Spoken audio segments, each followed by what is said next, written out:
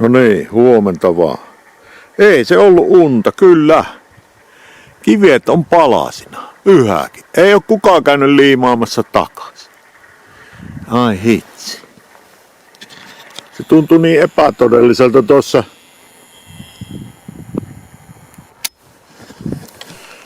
Mä oon ollut pari päivää sukellustöissä tuolla Pirkanmaalla.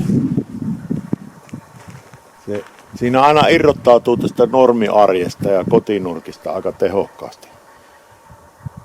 tehokkaasti noilla reissuilla. Siinä on vähän pitkä matka, niin me tehdään sitten koko syksyn hommat samalla kertaa. No pikkusen täytyy mennä jatkamaan. 9 lauantai aamupäiväksi on vielä hommia. Oli semmonen luoto, missä kaapeli nousee 60 sentin syvyyteen asti, niin se täytyy mennä suojaamaan vielä. Se oli hyvä, kun mä sukelsin sitä. Niin mietin, että veneen ääni kuulostaa erilaiselta kuin ennen. Sitten tuntui semmonen kopsaus. Antti ajoi mun päälle. Kun ei sekään voinut tajuta, että mä oon niin pinnassa. Sitten mä nostin pään siitä ja ylös ja sanoin, että älä nyt päälle aja. Jaa, no mitä sä muuten siinä teet? No eihän sitä nyt voi kaapelia jättää semmoisen paikkaan. Pitäisi unboxata tämä auto. Sitä pääsee kertymään sitä tavarata aina. Sitä tarviketta tarvitaan niin paljon. Sitten täällä on meillä yllätyskin kaiken lisäksi. Mutta kyllä sinne tämmönen lava-autollinen melkein saa ottaa tavaraa mukaan, kun lähtee 8 päiväksi tonne sukeldumisreissulle.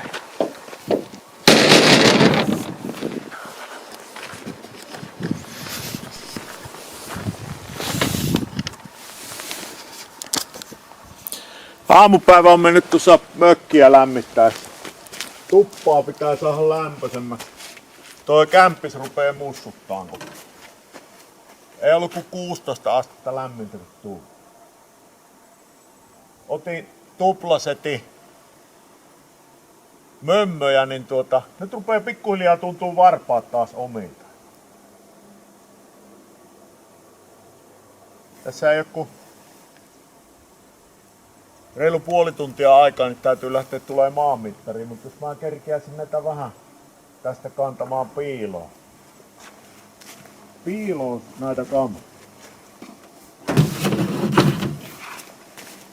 Nämä kanisterit siihen yllätykseen. Se on vielä yllätys minullekin. Tämä unboxing osuus jatkuu vielä, kunhan mä käyn sillä maanmittarilla. Näkyykö pään? Noin.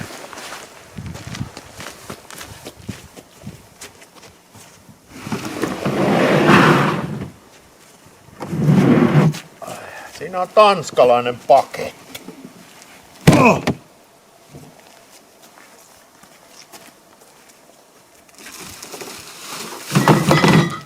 Nämäkin liittyy siihen. Ai vitsi. Näistä muuten Jusaman on niin tohkeissaan, että ei mitään raa. Sitten täällä on näitä viikonlopun romppeita.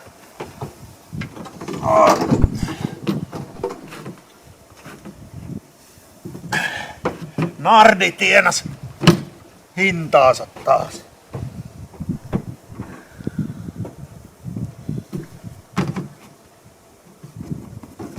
Eli tämä on se vehe, millä noihin pulloihin pannaan lisää ilmaa. Nyt oli sen verran rankat sukellukset, että tää meni aika älyttömästi ilmaa. Täytyy ottaa toi mukaan.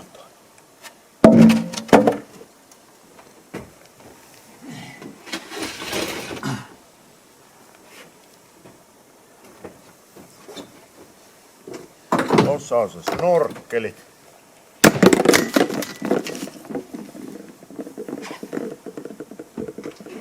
Kumiveneeseen löytyi penkki.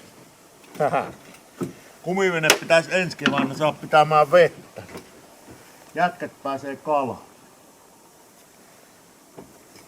Mitenkä täältä tullaan alas?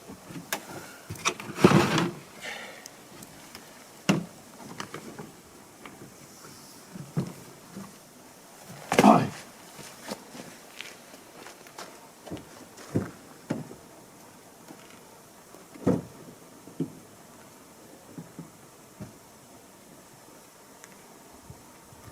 Varmaan menee aluspukukin pesu.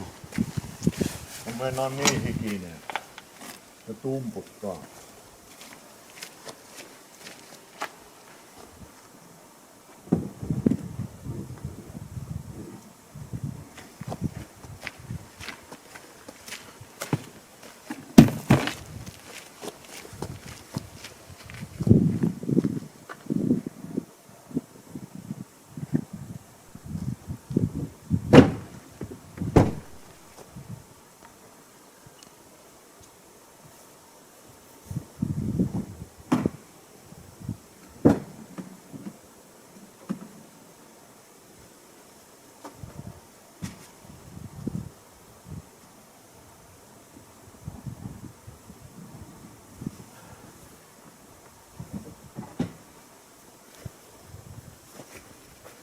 Nämä on viisanta levittää tähän, niin näkee, että kaikki on tullut mukaan sieltä rannasta.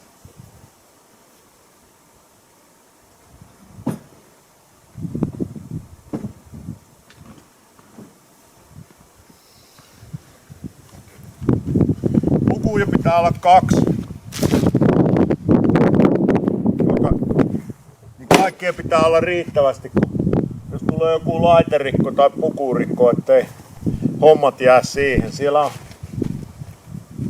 välillä ukkoa kun pipo on mukana ja sammakkomiehen ei auta ryssiä.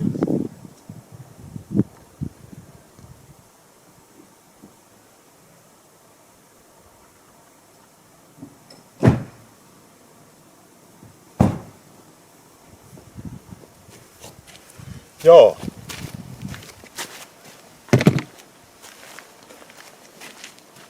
Tämä on levitettävä tuonne sisälle kuivumaan. Siellä on 1 koneellinen on jo pyykkiä tulossa. Toinen vielä pitää pestä. Sitten mihinkä menee tää alupuku. Loitsikka pannaan kuivumaan. Sitten nämä muut romppeet pitää ehtiä kantamaan tuo. Jeps. Minäpä roudaan nämä sisään.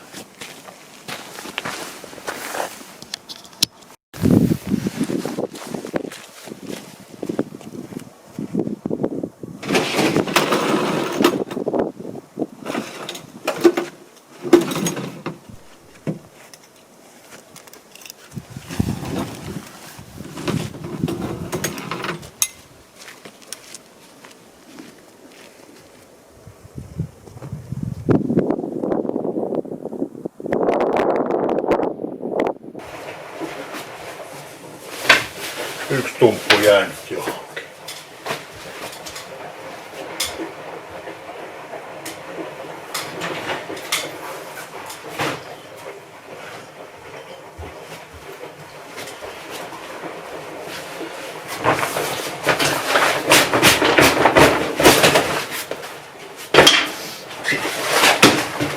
Onpa se vähän savinen.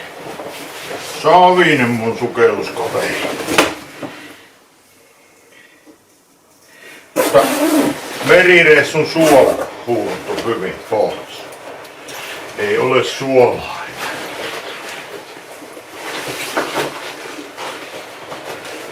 Hoidetaan, kuivataan ja hoidetaan vetoketjuja. Putsataan venttiilit ja se on taas valmiin uusiin huimiin seikkailuihin.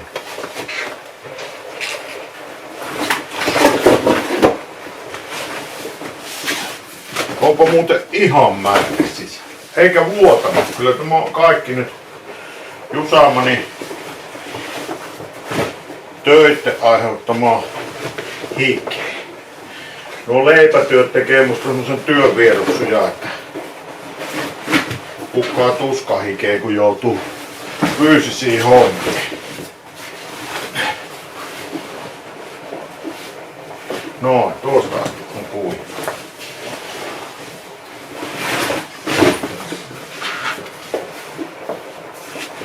Noniin. Tänne vaan kaveri vähäksi aikaa elää. Tän se huomenissa on. Huomenissa on. No.